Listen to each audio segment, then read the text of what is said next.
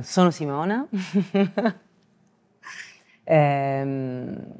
Sono onoratissima di essere stata invitata al Sicilia Queer Festival ed è stata un'esperienza interessante perché è stata proprio un'esperienza.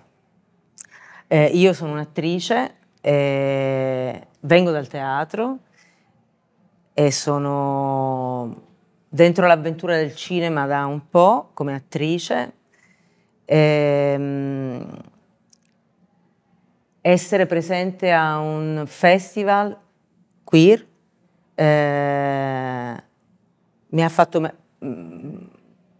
porre un po' di domande su come voglio continuare a stare dentro questa potente avventura del cinema.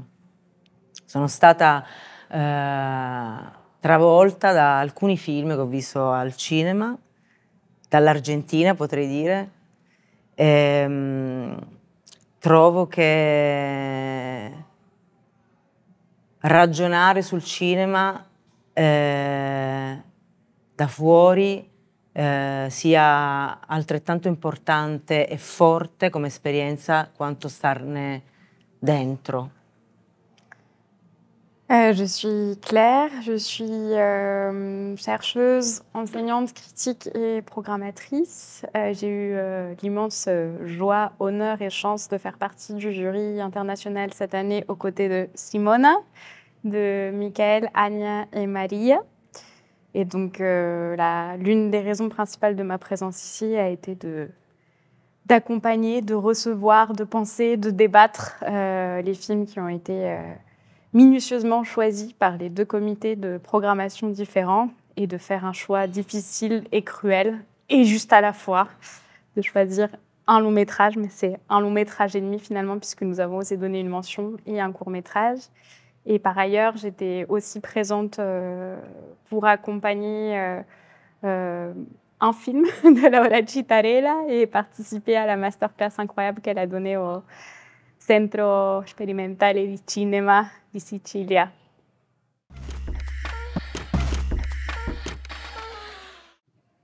En fait, c'est drôle parce que je suis tombée dans le cinéma argentin grâce à un film extraordinaire qui s'appelle Invasion de Hugo Santiago, qui a été co-scénarisé par Bioy Casares et Borges. Et la première fois que j'étais à Buenos Aires en 2014, Hugo Santiago montrait son dernier long métrage qui s'appelle El cielo del centauro. Et il se trouve que ce dernier long métrage a été possible grâce à un irréductible peuple cinéphile et cinéaste qui est El Pampero Cine.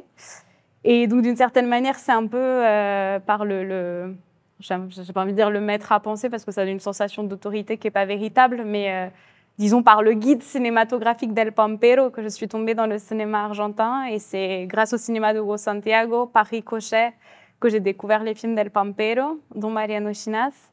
Et du coup, ça a été une espèce comme ça de découverte par ricochet. Et je suis arrivée au film de Laura Citarella. Quand j'étais en Argentine, elle n'avait fait que Ostende, La Mujer de los Perros allait être projetée.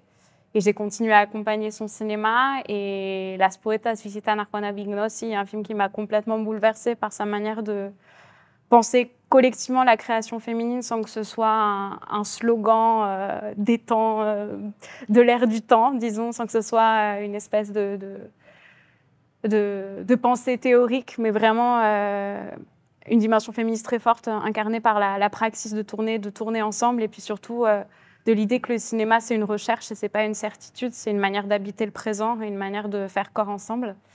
Et on a eu la chance de voir Tranquila Oken il n'y a pas très longtemps. Et là, ma relation avec le cinéma de Laura Citarella a complètement explosé. Je pense que c'est l'un des plus grands films qui est sorti ces dernières années, même si je n'ai pas particulièrement le goût de hiérarchiser les œuvres et de décider qu'il y a des grands films et d'autres pas. Mais là, en l'occurrence, c'est à la fois un film qui nous aide à vivre vraiment de manière très urgente dans le rapport à la fiction qu'il crée. Et en même temps, c'est un film qui nous fait tellement aimer le cinéma et les potentiels de dédoublement, de multiplication totale, des potentiels de fiction, de spéculation. Et encore une fois, c'est un cinéma de recherche. Ce qui est extrêmement fort, je trouve, c'est que c'est un cinéma qui est tellement sophistiqué dans la manière de donner un corps au récit, mais en même temps, c'est un cinéma qui n'en finit pas de s'ouvrir. Et je crois que c'est vraiment ce cinéma-là dont nous avons besoin. Il lavoro che si fa nel cinema, nel teatro, invade completamente le vite di chi le fa. Io sono stata tirata dentro un immaginario molto preciso che nel cinema di Laura Citarella è dato anche dai luoghi in cui lei pone le sue storie, ma immediatamente mi sono sentita chiamata dentro, chiamata a partecipare di un viaggio interiore, profondo, ma non necessariamente emozionante, perché credo che lì ci sia una ricerca di stare dentro l'emozione in una maniera semplice, in una maniera molto umana. La Flor, anche per la durata, appunto, è diventata come un'esperienza collettiva per chi stava al cinema a partecipare di questo atto collettivo, e sapere che la produzione di questi film è un atto collettivo già all'origine, è travolgente, molto emozionante, a prescindere dalle storie dei personaggi, a prescindere dal contenuto, dal significato dei film. E questa dimensione del Pampero Cine mi dà un sacco di allegria, cioè mi dà un sacco di energia di continuare a essere dentro questo mondo, a stare al mondo. Posso dire che molti film mi hanno risuonato, maggiormente mi hanno risuonato i film in cui appunto il landscape, no? Il mondo nel quale stanno i personaggi, le storie, i contenuti, diventa la proiezione del human being, cioè dove i luoghi mi sono venuti così chiaramente umani. Ho pensato, noi che viviamo dentro questo mondo lo facciamo e il mondo che abbiamo fatto ci risponde, è un continuo dialogo. Dobbiamo camminare come camminano i personaggi di Laura Citarella e come camminano i personaggi di Maputo, come camminano i personaggi che ho visto in tanti film, come stanno camminando chi ha scritto questi film, chi li ha girati.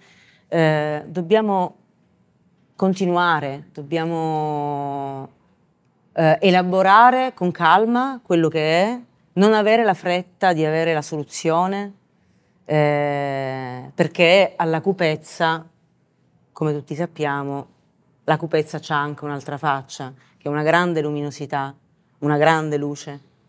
Quindi io penso che comunque dimensioni come quelle dei festival, quando si vuole prendersi questo tempo, sono proprio il momento in cui si ferma il tempo e ci si può incontrare anche senza dirsi niente, perché si è visto qualcosa insieme, come è successo con questa giuria in cui ci siamo trovati sì, a camminare insieme un po', no? Nel mondo, perché abbiamo visto tanto mondo in questa édition.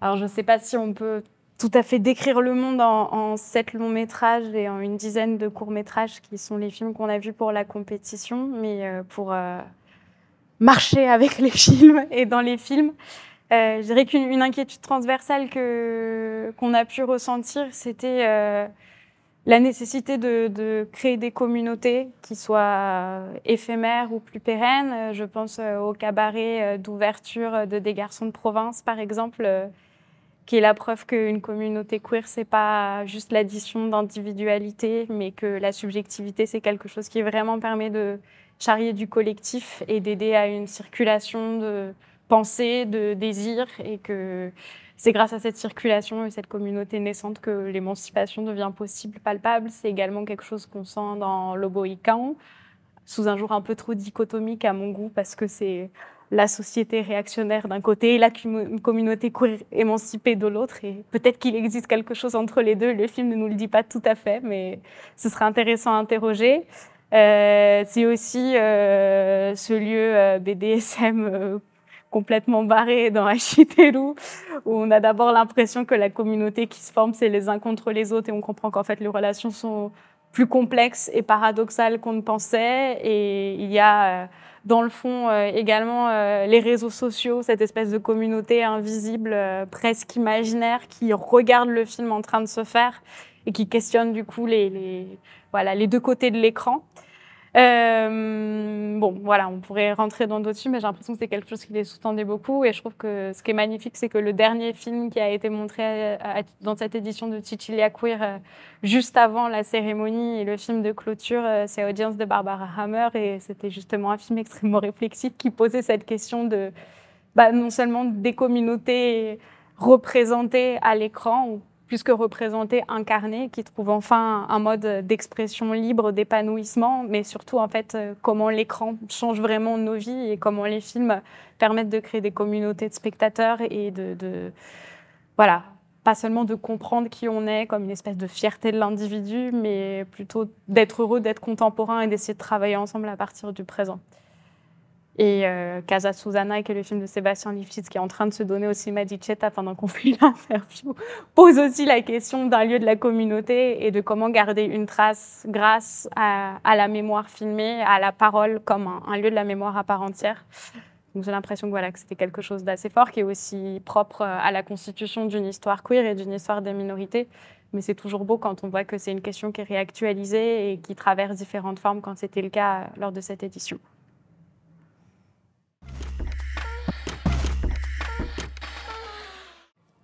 C'est drôle parce que j'ai en tête deux phrases de deux cinéastes différents contemporains qui, d'une certaine manière, répondent à cette question. La première, c'est Lucrecia Martel qui, dans une masterclass qu'elle a donnée au Festival de Nyon récemment, revenait sur la préparation de son premier long métrage, La Ciénaga, en disant qu'elle avait envoyé un scénario à la productrice Lita Stantic, qui lui avait dit « d'accord, je fais le film ». Alors évidemment, l'histoire est un peu plus complexe, mais elle lui dit « d'accord, je fais le film ». Elle envoie le scénario à la mythique actrice argentine Graciela Borges, qui dit « d'accord, je fais le film ». Et à ce moment-là, Lucrecia Martel a presque 30 ans, je crois, et il y a Lita Stantic et Graciela Borges qui lui disent « oui, on fait le film ensemble ». Et elle se dit « le cinéma est une affaire de femmes, c'est aussi simple que ça ». Et c'est qu'après qu'elle se rend compte que, évidemment, c'est beaucoup plus compliqué et qu'elle fait partie de l'exception sans s'en rendre compte. Mais il y avait quelque chose de très beau à se rappeler de cette espèce d'élan commun et de l'évidence de faire un film entre femmes, même si c'est aussi un film avec des personnages masculins et que, voilà, qui est beaucoup plus complexe que ça. Et récemment, Pierre Creton a montré son dernier long métrage à Cannes qui s'appelle Un prince, qui est absolument merveilleux, qui est un film autour du désir gay, mais pas que. Et quand j'ai posé la question de pourquoi son film était ouvert et achevé par une voix de femme, qu'il n'était question pratiquement que de désir homosexuel, mais que c'était des femmes qui tenaient les bouts de la fiction, il a répondu que pour lui, les plus grandes réalisatrices contemporaines, Kelly Reichardt et Angela Chanelec notamment, étaient des femmes, et que c'était presque inconscient en fait de laisser la parole aux femmes pour border la fiction. Je dis ça parce que je crois que peut-être que ça va sembler être une espèce de réponse rhétorique, mais je pense que c'est urgent, et c'est l'une des forces du festival Cecilia Queer, c'est que la réponse au féminisme elle soit cinématographique et elle soit pas de l'ordre de l'illustration idéologique. Et à cet égard, je vais me permettre de critiquer l'un des films qui était en compétition, qui est Règle 34 de Julia Murat, qui pour moi est un film qui est extrêmement opportuniste, sa manière d'intégrer une pensée intersectionnelle au cinéma, là où un film qui malheureusement n'a pas pu être montré ici, mais j'espère qu'il le sera dans le futur, Orlando de Paul Preciado, est la preuve vivante qu'une pensée intersectionnelle, parce qu'il s'agit effectivement de transféminisme pour être contemporaines les unes des autres, mais ça va aussi au-delà de l'identité de genre, c'est aussi une question de classe, c'est aussi une question de race. Je pense que c'est absolument nécessaire de garder tout ça ensemble parce que sinon on devient une espèce de féminisme où on porte l'étendard d'un féminisme chic et on tombe dans une espèce de gentrification du féminisme qui est autant un problème politique qu'esthétique, comme on peut voir dans Règle 34 par exemple. Et voilà, et un film comme Orlando, ça me donne beaucoup d'espoir parce que, encore une fois, c'est la preuve vivante que la communauté, c'est pas juste une espèce comme ça de concept vaporeux, mais que c'est quelque chose qui se transmet dans la chair du moment, qui se pense ensemble et qui est l'occasion de se réunir pour être traversé d'interrogations et pas de certitudes. Et que du coup, voilà, enfin, c'est quelque chose qui passe aussi par la chair de l'image, qui passe par les changements de genre cinématographique. Et c'est important que la lutte politique, elle continue à passer par l'esthétique, parce que c'est ça aussi la création commune d'un film. C'est pas juste l'addition d'idées de plusieurs personnes dans une équipe, mais c'est une synergie qui crée de la multiplicité. Et voilà, ce serait une réponse possible, mais surtout on attend beaucoup de films qui vont dans ce sens et qui ne cherchent pas à répondre à un cahier des charges parce que c'est dans l'air du temps. Da quando hai cominciato a parlare di femminismo, all'inizio in francese, a me risuonano un sacco delle parole di un film e devo citare ancora una volta Laura Citarella. Per me è molto femminista ed è molto queer. Adios, adios, mi vuoi, mi vuoi. Questo, secondo me, è, cioè, la sottrazione del dover dire qualcosa di femminista è femminista. E io credo che questo festival abbia raccontato un po' questo. Dobbiamo emanciparci da noi stessi e da qualche cosa che mi viene da dire le nuove generazioni non capiscono, perché è passato. Oggi siamo forse un ponte tra quello che era e che era da nominare e quello che non ha ancora nome e che probabilmente ci stupirà. Quindi, adios, adios, me ne vado, mi sembra una cosa di una poesia e di una concretezza contemporaneamente molto queer, più che femminista.